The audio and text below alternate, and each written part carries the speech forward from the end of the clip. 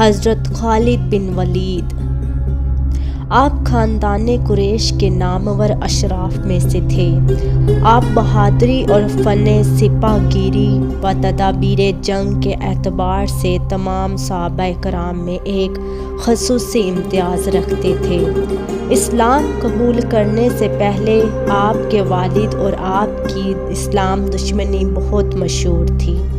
جنگ احد اور جنگ بدر کی لڑائیوں میں آپ کفار کے ساتھ تھے، جس کی وجہ سے مسلمانوں کو بہت زیادہ جانی و مالی نقصان پہنچا، مگر کون جانتا تھا کہ آپ کے دل میں بھی اسلام کا آفتاب طلوع ہوگا۔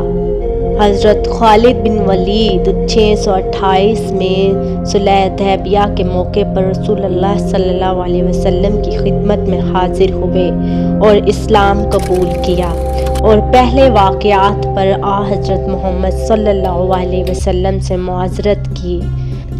اسلام قبول کرنے سے قبل جتنی بھی جنگیں آپ نے اسلام کے خلاف لڑیں، ان کی آپ نے حضرت محمد صلی اللہ علیہ وسلم سے معافی مانگی اور کہا کہ آئندہ میں تمام جنگیں دین اسلام کی خاطر لڑوں گا۔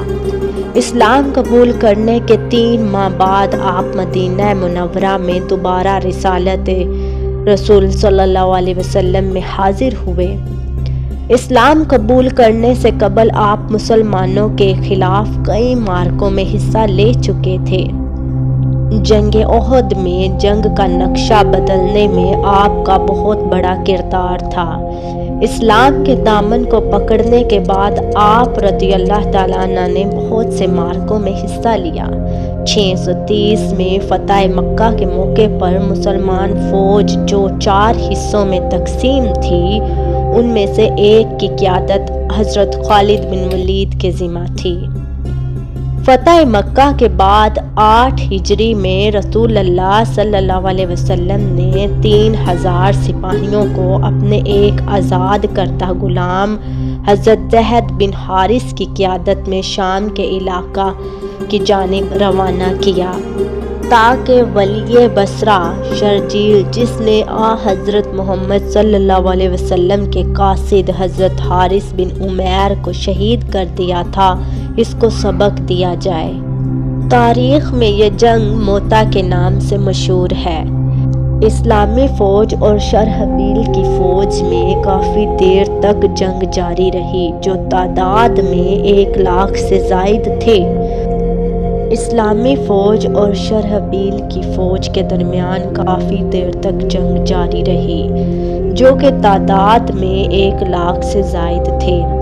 جنگ میں حضرت زید بن حارث شہید ہوئے، پھر کمان حضرت جعفر تیار کو ملی، وہ بھی شہید ہو گئے۔ پھر حضرت عبداللہ بن روا نے کمان سنبھال لی تو وہ بھی شہید ہو گئے۔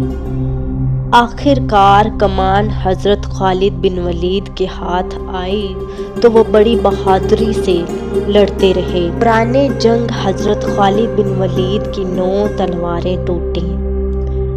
لڑتے لڑتے حضرت خالد بن ولید اپنی فوج کو بچا کر واپس مدینہ لے آئے۔ تلواریں ٹوٹنے کی بات جب حضرت محمد صلی اللہ علیہ وسلم کو معلوم ہوئی تو آپ نے حضرت خالد بن ولید کو سیف اللہ کا خطاب عطا فرمایا۔ حضرت خالد بن ولید نے دمشق کے علاوہ عراق، ایران اور پھر رومیوں کے خلاف آپ نے جو بھی جنگی حکمت عملی اختیار کی، وہ تاریخ میں سنہری حروف میں لکھی گئی۔